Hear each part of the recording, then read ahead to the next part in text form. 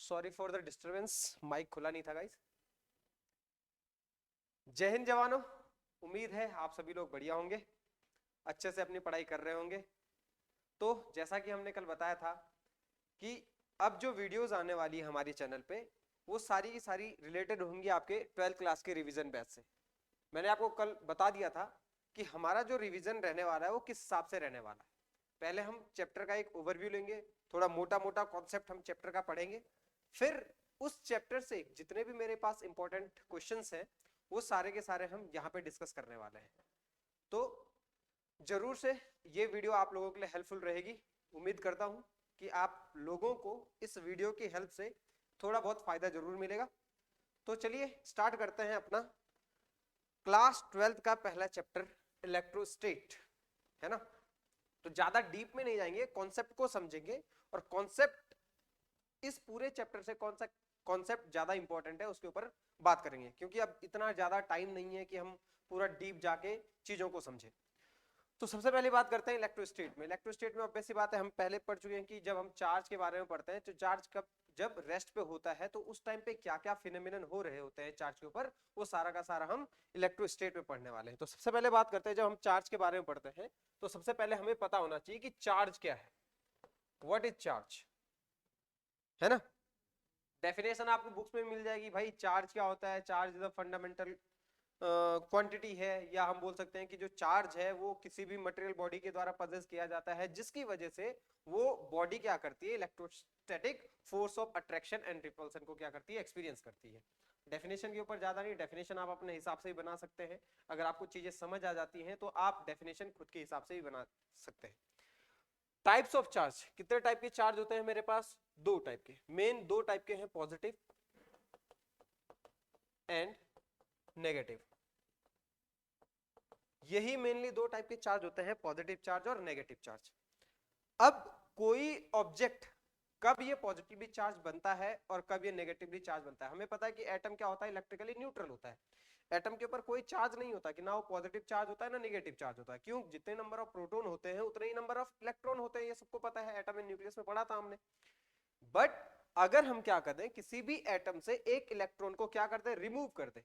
मान लेते हैं कि मेरे पास एक एटम है, इससे हमने एक इलेक्ट्रॉन को रिमूव कर दिया, किसी दूसरे चार्ज को दे दिया, यहां से एक इलेक्ट्रॉन रिमूव कर दिया, तो इस एटम के ऊपर कौन सा चार्ज अब आएगा, क्योंकि इसके ऊपर क्या आ गया, डेफिशिएंसी ऑफ इलेक्ट्रॉन आ गया है, पॉजिटिव चार्ज। क्योंकि अभी मैंने बोला था कि number of positive charge is equal to number of negative charge.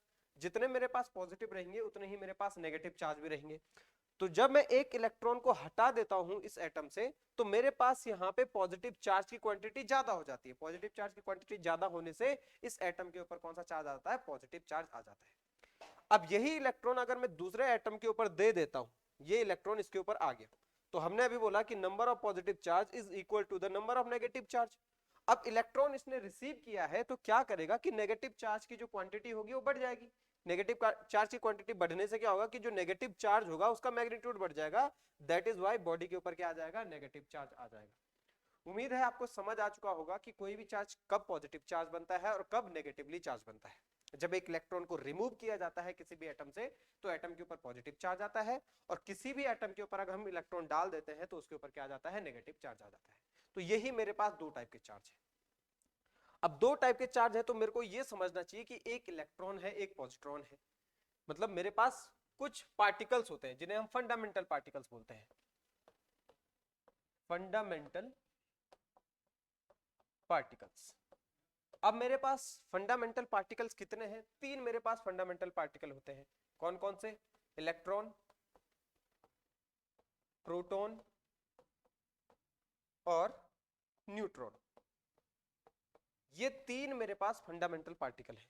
और इन फंडामेंटल पार्टिकल के क्या क्या मास होते हैं ये आपको पता होना चाहिए। जैसे mass of electron 9.1 multiply 10 to power minus 31 kg, mass of proton 1.674 into 10 to power minus 27 kg, और mass of neutron 1.672 into 10 to power minus 27 kg। ये बहुत ही इंपॉर्टेंट है क्योंकि ये आपके न्यूमेरिकल सेक्शन में काम आने वाले हैं, इंपॉर्टेंट। तो ये क्वांटिटी तो आपको याद होनी चाहिए कि इलेक्ट्रॉन का मास कितना होता है, प्रोटॉन का मास कितना होता है और न्यूट्रॉन का मास कितना होता है। क्योंकि यही हमें पता है कि कोई भी पार्टिकल है तो उसके पास मास होता ही होता है, चाहे वो कितना भी हल्का हो, चाहे वो कितना भी भारी हो। हर एक पार्टिकल क्या करके चलता है, मास कैरी करके चलता है। तो ये वैल्यूज आपको पता होनी चाहिए। अगर आपको एग्जैक्ट वैल्यू नहीं तो थोड़ा बहुत रफ आइडिया तो होना ही चाहिए, क्योंकि ये आपके न्यूमेरिकल्स को सॉल्व करने में आपको हेल्प करेगा। अब समझते हैं कि भाई अगर मैं क्या करूं, मैं क्या कर रहा हूं कि मैं अभी पढ़ रहा हूं इलेक्ट्रोस्टैटिक फोर्स। अब इलेक्ट्रोस्टैटिक फोर्स है तो ये समझ लेते हैं कि फॉर्मूला हमारे पास पता है, इलेक्ट्रोस्टैटिक फोर्स का formula F equals to K Q1 Q2 upon R square. अब ये आगे जाके जब हम कूलम्स लॉ के बारे में पढ़ेंगे तो वहां पे हम ये फॉर्मूला डेराइव भी करेंगे कि हम बताएंगे कि कैसा कैसा ये फॉर्मूला आता है। अभी फिलहाल के सिर्फ इस फॉर्मूले के ऊपर ध्यान दो कि F equals to K Q1 Q2 upon R square होता है। अब मैं बोल रहा हूं कि एक इलेक्ट्रॉन दूसरे इलेक्ट्रॉन के ऊपर कितना फोर्स एक्सर्ट करता है, एक इलेक्ट्रॉन दूसरे इलेक्ट्रॉन के ऊपर कितना फोर्स एक्सर्ट करता है। कौन सा force, electrostatic force of repulsion. Obvious सी बात है कि जब हम अभी चार्जेस के बारे में पढ़ेंगे, प्रॉपर्टी ऑफ चार्जेस के बारे में पढ़ेंगे, तो वहां हम ये देखेंगे कि जो लाइक पार्टिकल्स होते हैं या जो लाइक चार्जेस होते हैं वो क्या करते हैं, रिपल करते हैं। मतलब अगर मेरे पास एक नेगेटिव है, दूसरा भी नेगेटिव है, तो इनके बीच का जो फोर्स होगा वो कौन सा फोर्स हो जाएगा, रिपल्सन फोर्स हो जाएगा। और वहीं अगर एक पॉजिटिव और दूसरा क्या है, नेगेटिव है, तो इनके बीच का जो फोर्स होगा वो अट्रैक्टिव फोर्स होगा। अब ये फोर्स कितने मैग्नीट्यूड का होता है वो हम इस फॉर्मूले की हेल्प से निकाल सकते हैं। मुझे पता है कि अगर मैं एक इलेक्ट्रॉन की जो बेसिक यूनिट होती है उसकी वैल्यू कितनी होती है, 1.6 multiply 10 to power minus newton coulomb. एक इलेक्ट्रॉन की इतनी बेसिक यूनिट होती है, ठीक है, जो इसका मैग्नीट्यूड है वो इतना होता है।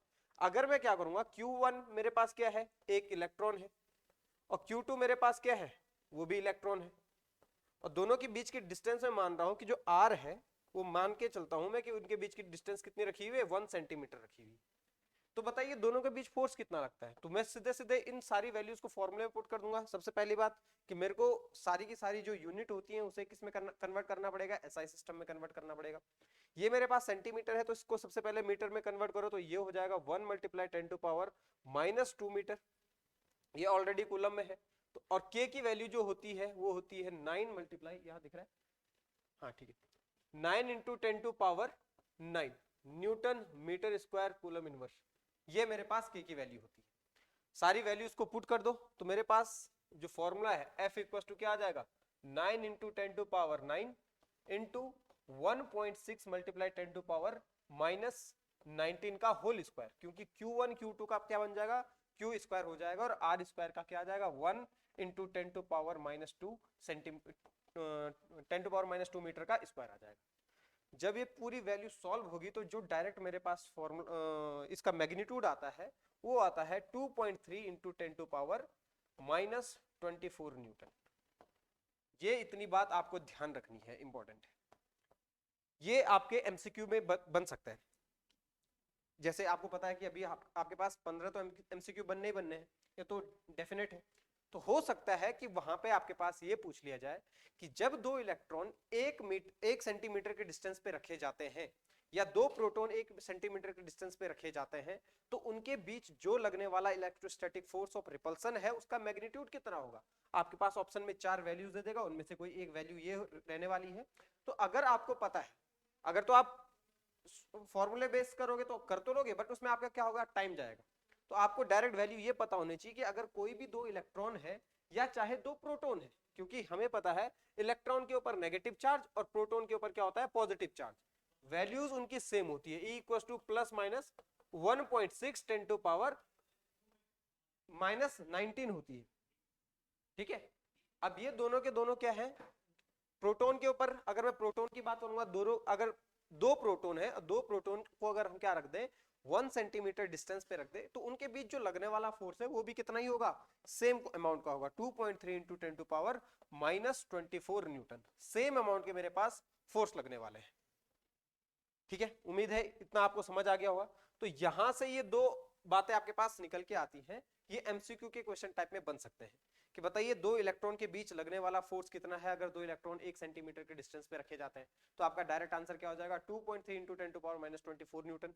सिमिलरली प्रोटॉन के लिए वही आने वाला है, प्रोटॉन के बीच में कितना आएगा, 2.3 10 टू पावर माइनस 24। अब एक कॉन्सेप्चुअल क्वेश्चन यहां से और निकलता है कि अगर मेरे पास प्रोटॉन और इलेक्ट्रॉन की जगह क्या आ जाए, 2 न्यूट्रॉन आ जाए, फोर्स कौन सा force, electrostatic force, electrostatic force between 2 neutron, कितना लगता है ये आपको पता होना चाहिए। अब अभी मैंने बताया कि भाई जो इलेक्ट्रॉन होता है उसके ऊपर कौन सा चार्ज, नेगेटिव चार्ज, जो प्रोटॉन होता है उसके ऊपर कौन सा चार्ज, पॉजिटिव चार्ज। अब जो मेरे पास न्यूट्रॉन होता है उसके ऊपर क्या होता है, चार्ज लेस होता है, ये चार्ज लेस क्वांटिटी है, इसके ऊपर कोई चार्ज नहीं होता है। अब यहां से इसी कॉन्सेप्ट को उठा के आपके पास एक क्वेश्चन बनाया जा सकता है, जब ये चार्जलेस है तो इसके ऊपर क्या होगा कि जो इलेक्ट्रोस्टैटिक फोर्स ऑफ अट्रैक्शन या रिपल्सन होगा वो कितना हो जाएगा, ये हो जाएगा आपके पास 0।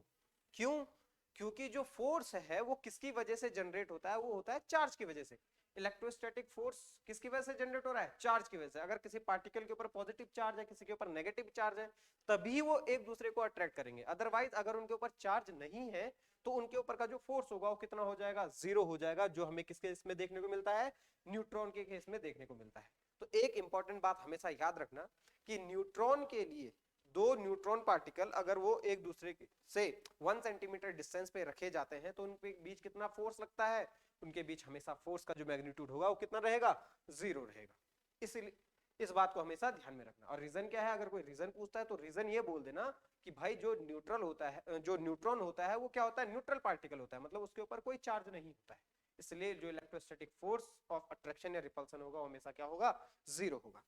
तो उम्मीद है इतनी सी बातें आपको समझ आ चुकी होगी। ये बहुत बेसिक चल रहे हैं अभी, और बेसिक है बट थोड़ा डीप में है, क्योंकि अगर आपका बेस सही रहेगा तो आप कोई सा भी बड़े से बड़े क्वेश्चंस को सॉल्व कर सकते हो बहुत आराम से। ठीक है, तो अब आगे चलते हैं। तो ये हो गया मेरा चार्ज से रिलेटेड। हमारे पास हमने पढ़ा अभी तक types of charge. Types of charge हमारे पास दो टाइप के, पॉजिटिव नेगेटिव। हमने पढ़ा दो इलेक्ट्रॉन के बीच फोर्स ऑफ रिपल्सन कितना लगता है, क्योंकि हमने अभी देखा कि फोर्स ऑफ रिपल्सन क्या होता है, जो लाइक चार्जेस होते हैं दोनों के बीच क्या होता है, एक रिपल्सिव फोर्स काम करता है। तो फोर्स ऑफ रिपल्सन कितने मैग्नीट्यूड का होता है, सिमिलरली दो प्रोटॉन के बीच फोर्स ऑफ रिपल्सन कितने मैग्नीट्यूड का होता है। उसके बाद हमने देखा कि जो न्यूट्रॉन है उसके बीच जो फोर्स ऑफ इंटरेक्शन होता है वो उसका मैग्नीट्यूड कितना होता है, वो इतनी बातें हम अभी तक पढ़ चुके हैं। अब थोड़ा आगे चलते हैं, जो आगे का नेक्स्ट टॉपिक है वो है हमारे पास properties of charges. Properties of charges थोड़ा इंपॉर्टेंट क्वेश्चन है, थोड़ा इंपॉर्टेंट टॉपिक है ये, कि हमारे पास चार्ज की प्रॉपर्टी क्या क्या है। इसमें जो सबसे पहली प्रॉपर्टी है वो तो बहुत ज्यादा इंपॉर्टेंट है, जैसे जिसे हम बोलते हैं क्वांटाइजेशन, क्वांटाइजेशन ऑफ चार्ज। ये हमारे पास सबसे पहली और सबसे इंपॉर्टेंट प्रॉपर्टी यही है। एक बेसिक प्रॉपर्टी तो हमने अभी देख ली कि जो लाइक चार्जेस होते हैं वो क्या करते हैं, रिपल करते हैं, और अनलाइक चार्जेस क्या करते हैं, अट्रैक्ट करते हैं। कहने का क्या मतलब है, लाइक मतलब होता है कि दोनों के दोनों चार्ज अगर क्या हो, सेम हो, मतलब अगर पहला चार्ज पॉजिटिव दूसरा भी पॉजिटिव, तो इनके बीच जो लगने वाला फोर्स होगा वो कैसा होगा, रिपल्सिव नेचर का होगा। सिमिलरली अगर पहला चार्ज नेगेटिव दूसरा चार्ज भी नेगेटिव, तो इनके बीच को जो लगने वाला चार्जेस होगा वो कैसा होगा, रिपल्सिव होगा। लाइक चार्जेस है, सेम चार्ज है, सेम चार्ज हमेशा रिपल करते हैं। और वहीं पे अगर एक पॉजिटिव है और दूसरा चार्ज नेगेटिव है, तो इनके बीच का जो लगने वाला फोर्स होगा हमेशा कैसा होगा, अट्रैक्टिव होगा। इतनी ये छोटी बातें आप सभी लोगों को आती है। अब क्वांटाइजेशन ऑफ चार्ज के बारे में पढ़ते हैं कि क्वांटाइजेशन ऑफ चार्ज क्यों इंपॉर्टेंट है। अब ये दोनों तरीके से इंपॉर्टेंट है, आपके न्यूमेरिकल पॉइंट ऑफ व्यू से भी इंपॉर्टेंट है, और हो सकता है कि दो दो नंबर में ये डेफिनेशन के टर्म में भी पूछ लिया जाएगा, कि या बोल देगा कि right sum property of charges. तो आपको दो तीन प्रॉपर्टीज का पता होना चाहिए, दो नंबर में ये क्वेश्चन पूछा जा सकता है कि चार्जेस की क्या क्या प्रॉपर्टीज है। ठीक है, हो सकता है कि दो नंबर में इसी क्वांटाइजेशन चार्ज के ऊपर क्या मिल जाए, आपको एक न्यूमेरिकल देखने को मिल जाए। तो अभी समझते हैं कि क्वांटाइजेशन ऑफ चार्ज होता क्या है। क्वांटाइजेशन ऑफ चार्ज का एक सिंपल सा फॉर्मूला आता है हमारे पास, Q equals to plus minus NE। बहुत ही इंपॉर्टेंट है, समझना ध्यान से। क्या बोलता है कि कोई भी फ्री चार्ज है, किसी भी सिस्टम में जो फ्री चार्ज है वो होता है integral multiple of basic unit of charge. और बेसिक यूनिट ऑफ चार्ज क्या होती है? इलेक्ट्रॉन और प्रोटॉन। इसलिए हमने पॉजिटिव और नेगेटिव, पॉजिटिव को इंडिकेट करता है प्रोटॉन और नेगेटिव को इंडिकेट करता है इलेक्ट्रॉन। मल्टीपल इंटीग्रल है, मतलब n की क्या वैल्यू हो सकती है? n कोई इंटीजर है, उसकी वैल्यू हमारे पास क्या हो सकती है? 1 2 3 4 5 6 से इनफाइनाइट लेवल तक हो सकती है, बट वैल्यू हमेशा क्या होनी चाहिए? इंटीजर के फॉर्म में होनी चाहिए। इतनी बात ध्यान में रखना, कभी भी n की वैल्यू डेसिमल फॉर्म में ना आ जाए। अगर n की वैल्यू डेसिमल फॉर्म में आ रही है तो इसका यह मतलब है कि जो चार्ज है वो एग्जिस्ट ही नहीं करेगा। वो अभी आगे देखते हैं। पहले इतनी बात समझ आ गई आपको कि क्वांटाइजेशन ऑफ चार्ज क्या होता है? कि मतलब जो चार्ज है वो क्या रहता है? क्वांटाइज रहता है। क्वांटाइज रहने का मतलब है कि चार्ज हमेशा एक फिक्स वैल्यू लेके चलेगा, जो उसकी कैसे, जैसे हम बोल सकते हैं कि मतलब जैसे हर एक ऑर्बिट होती है, इलेक्ट्रॉन की हर एक ऑर्बिट होती है, जैसे हम एस पी डी एफ ये सब पढ़ते हैं, तो इसमें इलेक्ट्रॉन या तो एस ऑर्बिट में रहेगा या पी ऑर्बिट में रहेगा या डी में रहेगा या एफ में रहेगा। ऐसा ये पॉसिबल नहीं है कि इलेक्ट्रॉन पी और डी के बीच घुस जाए। ठीक है, तो इस टाइप से आप क्वांटाइजेशन समझ सकते हैं कि जो इलेक्ट्रॉन होगा एक क्या लेगा, जो उसकी फिक्स वैल्यू होगी उसको एक्वायर करेगा। और फिक्स वैल्यू क्या क्या होती है उसको देखते हैं। अगर हम बात करें n इक्वल टू 1 के लिए, अगर मैं n की वैल्यू क्या कर देता हूं? 1 रख देता हूं, तो मेरे पास जो q की वैल्यू, अब e की वैल्यू अभी अभी बताई मैंने, e की जो बेसिक वैल्यू होती है 1.6 10 टू पावर -19 कूलम होती है। ठीक है, अब जब मैं n की वैल्यू 1 रखूंगा तो जो मेरे पास चार्ज होगा, चार्ज की कितनी वैल्यू आएगी? +-1 into 1.6 10 to power -19 coulomb. That is कितना बन जाएगा? +-1.6 multiply 10 to power -19 coulomb. Similarly अगर मैं n की जगह क्या रख दूं? 2 रख दूं, तो मेरे पास q की वैल्यू क्या बन जाएगी? +-2 इंटू 1.6 10 टू पावर -19 कूलम। मतलब मेरे पास क्या बन जाएगा? +-3.2 मल्टीप्लाई 10 टू पावर -19 कूलम। ये मेरे पास कुछ ऐसे वैल्यू। सेम अगर मैं आगे करता रहूं कि अगर मैं क्या करूं, n की वैल्यू 3 रख दूं, तो n की वैल्यू 3 रखने पे मेरे पास q इक्वल टू कितना आ जाएगा? +-4.8 मल्टीप्लाई 10 टू पावर -19 कूलम। अगर मैं n इक्वल टू 4 रख दूं तो मेरे पास इक्वल q की वैल्यू क्या आ जाएगी? q equal to +-6.4 into 10 to power -19। तो आप देख रहे होंगे कि जो Q है सिर्फ और सिर्फ कुछ स्पेशल वैल्यूज ही लेके चल रहा है। ये हमारे पास वो वैल्यूज है, 1.6 है, 3.2 है, 4.8 है, 6.4 है। कोई भी चार्ज इन दोनों वैल्यूज के बीच नहीं लाई करेगा। जैसे 4.8 से लेके 6.4 के बीच जितनी वैल्यू आती है, 4.9, 5, 5.2, 5.3, 5.4, ये सारी की सारी वैल्यू कोई भी चार्ज क्या नहीं करेगा? कैरी नहीं करेगा। मतलब कोई भी चार्ज इसके बीच नहीं रह सकता। चार्ज की रहने की हमेशा एक फिक्स जगह है, जिससे हम क्या बोलते हैं? इसी प्रॉपर्टी को हम क्या बोलते हैं? क्वांटाइज्ड प्रॉपर्टी बोलते हैं चार्ज की। उम्मीद है आप सभी लोगों को ये समझ आ चुका होगा। अगर आपको ये समझ आया है तो इसके ऊपर कुछ क्वेश्चंस करते हैं। मैंने अभी बोला कि जो n है वो हमेशा इंटीजर ही आना चाहिए। n की वैल्यू हमेशा कैसी ही रही है? हमने देखो n की वैल्यू 3 है, n की वैल्यू 4 है। अभी हमने पीछे देखा n की वैल्यू 1 रखी हुई है, n की वैल्यू 2 रखी हुई है। कभी भी हमने ये नहीं लेके चला कि n की वैल्यू 1.6 है, 1 की वैल्यू या n की वैल्यू 3.2 है। डेसिमल फॉर्म में कोई वैल्यू नहीं। तो इसी बेस के ऊपर मैं एक क्वेश्चन सॉल्व करने के दे रहा हूं। जैसे क्वेश्चन है, is charge of 3.8 into 10 to power -18 coulomb possible?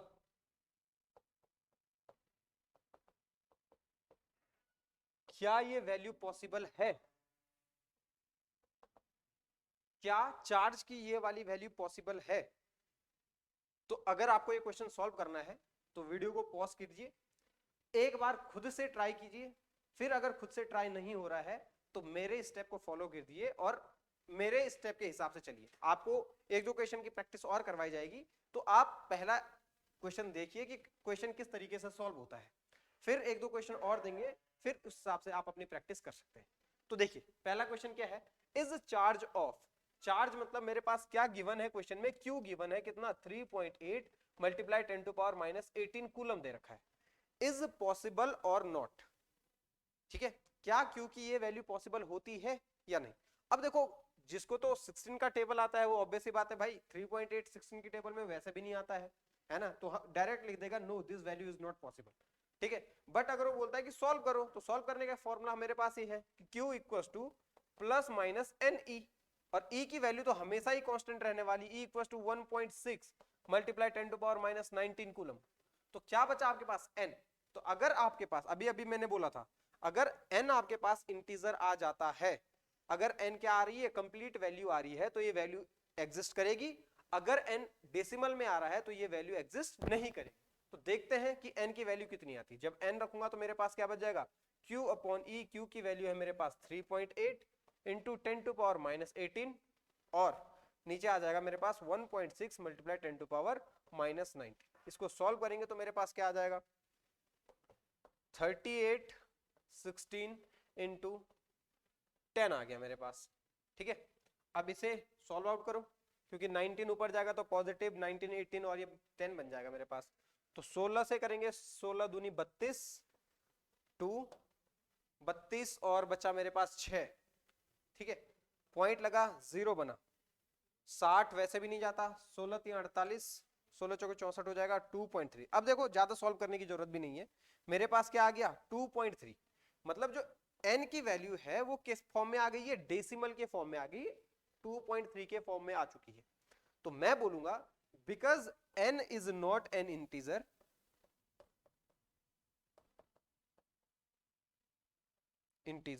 hence this value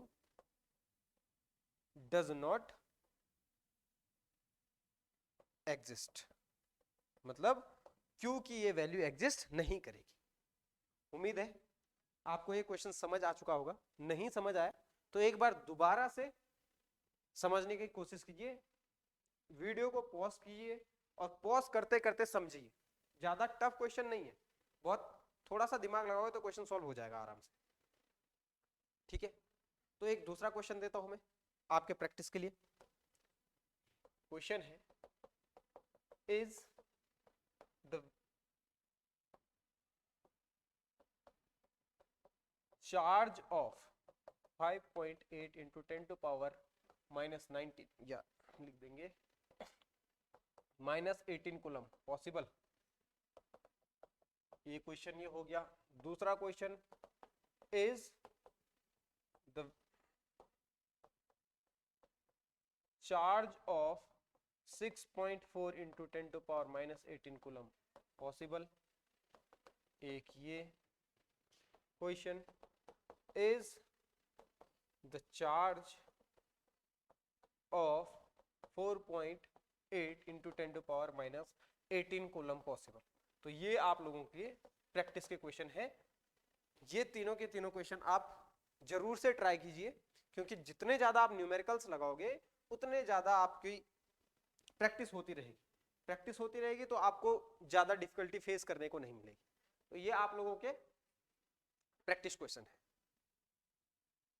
अब चलते हैं आगे।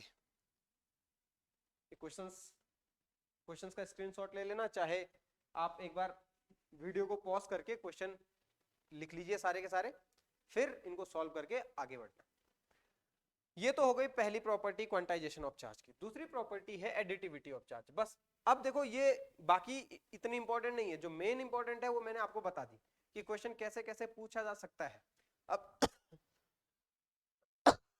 सॉरी, फॉर्मूला ये था Q equal to plus minus N E. तो इसके ऊपर और क्वेश्चन क्या क्या पूछ सकता है, देखो अभी तक तो n के ऊपर क्वेश्चन बना, E की वैल्यू हमेशा कांस्टेंट रहती है, और कभी कभी पूछ लेगा कि Q निकालने के लिए क्वेश्चन पूछ लेगा। वो अभी जब जैसे ये टॉपिक खत्म होगा फिर उसके बाद कुछ और क्वेश्चंस करते हैं। हम बात कर रहे हैं दूसरी प्रॉपर्टी ऑफ चार्ज की। दूसरी प्रॉपर्टी क्या है, additivity of charge. Additivity of charge मतलब चार्ज का क्या करना है, एडिशन करना है, सिंपल सा। अगर किसी भी सिस्टम में, कोई एक सिस्टम है, वहां पे मेरे पास नंबर ऑफ चार्जेस हैं। मान लेते हैं कि मेरे पास ये एक सिस्टम है, यहाँ पे बहुत सारे चार्ज हैं, Q1 Q2 Q3 Q4 Q5, ये सारे Q7, बहुत सारे इनफाइनाइट चार्ज है मेरे पास। और मेरे को ये पता करना है कि इस टोटल सिस्टम में, उस पूरे सिस्टम में टोटल नंबर ऑफ चार्ज कितने हैं। तो सिंपल क्या करना होता है, सिंपल उन टोटल चार्ज का एल्जेब्रिक सम करना होता है। एल्जेब्रिक सम करेंगे तो Q टोटल कैसा लिखा जाएगा, Q total equal to Q1 plus Q2 plus Q3 plus Q4, जितने भी उसमें चार्ज रखे हुए हैं उस सिस्टम में। बस एक चीज का ध्यान रखना है कि जब हमने चार्ज का एडिशन कर रहे होंगे कि तो चार्ज के ऊपर जो साइन होगा, साइन का मतलब है कि अगर मेरे पास चार्ज पॉजिटिव है तो उसके सामने पॉजिटिव का साइन लगेगा, अगर चार्ज नेगेटिव है तो उसके आगे नेगेटिव का साइन लगेगा।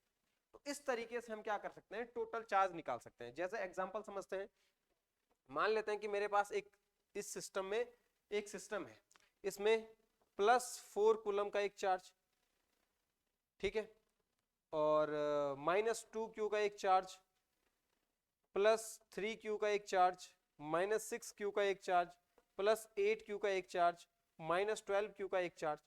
तो हम चाह रहे हैं कि इस सिस्टम का टोटल चार्ज कितना होगा। तो टोटल चार्ज कैसे निकलेगा, Q टोटल इक्वल टू जितना भी सिस्टम में चार्ज है उनका क्या कर देना है, अलजेब्रिक सम कर देना है। बस थोड़ा ध्यान ये रखना है कि उनके सामने जो उनका साइन है वो लेके चलना है। तो सबसे पहले बात करते हैं +4Q, फिर प्लस, हमें पता है एडिशन करना है नॉर्मल, प्लस Q2 में हम ले रहे हैं -2Q plus 3Q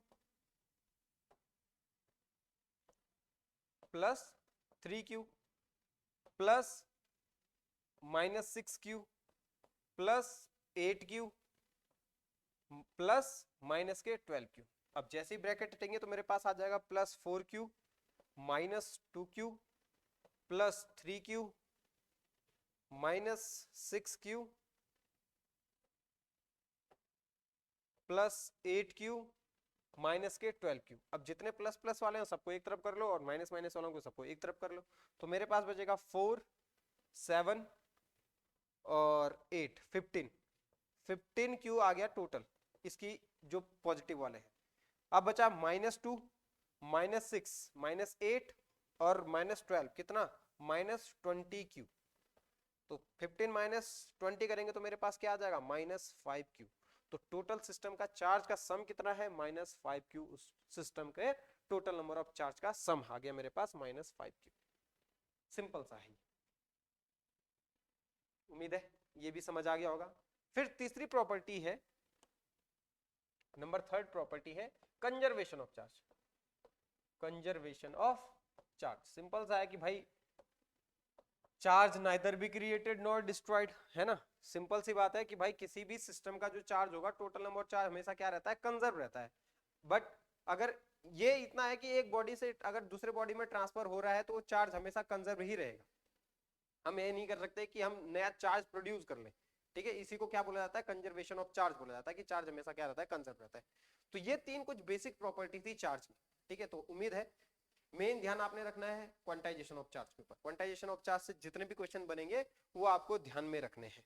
important topic यही है पूरे चार्ज का। फिर आगे चलते हैं, अब आता है हमारे पास most important topic Coulomb's law. बहुत इंपॉर्टेंट है कूलम्स लॉ। अभी तक क्वेश्चन बने ना बने कोई बोल नहीं सकते, ठीक है। बट कूलम्स लॉ के ऊपर अगर आपको क्वेश्चन दिखेंगे तो वो एक ही फॉर्मूला आपके पास, कूलम्स लॉ का एक फॉर्मूला है, उसी फॉर्मूले पे बेस पे सारा का सारा क्वेश्चन बनने वाले हैं। तो कूलम्स लॉ क्या बोलता है, कूलम्स लॉ किसके बारे में बताता है, सबसे पहले ये बात आपको पता होनी चाहिए। जो कूलम्स लॉ है वो बताता है कि दो चार्ज पार्टिकल के बीच कितना फोर्स लग रहा है, मतलब वो दो चार्ज पार्टिकल एक दूसरे को अट्रैक्ट कर रहे हैं या रिपल कर रहे हैं, तो किस फोर्स से, कितने मैग्नीट्यूड के फोर्स से वो रिपल कर रहे हैं, वो किसने बताया, कूलम ने बताया। उसने सिंपल बोला कि भाई मान लेते हैं कि मेरे पास दो चार्ज है, एक Q1 है, दूसरा मेरे पास Q2 चार्ज है। उन दोनों के बीच की जो डिस्टेंस है उसने क्या मान के चल ली, R मान के चल ली। तो उसने बोला कि जो फोर्स होगा वो डायरेक्टली प्रोपोर्शनल होगा प्रोडक्ट ऑफ द चार्जेस। क्या होगा, डायरेक्टली प्रोपोर्शनल होगा product of the magnitude of the charges. जितना भी मेरे पास दो चार्ज है उनका मैं आपस में प्रोडक्ट कर दूंगा, उनका जो मैग्नीट्यूड आएगा फोर्स उनके डायरेक्टली प्रोपोर्शनल होगा, और इनवर्सली प्रोपोर्शनल होगा square of the distance between the two charges. Inversely proportional, इन दोनों को जैसे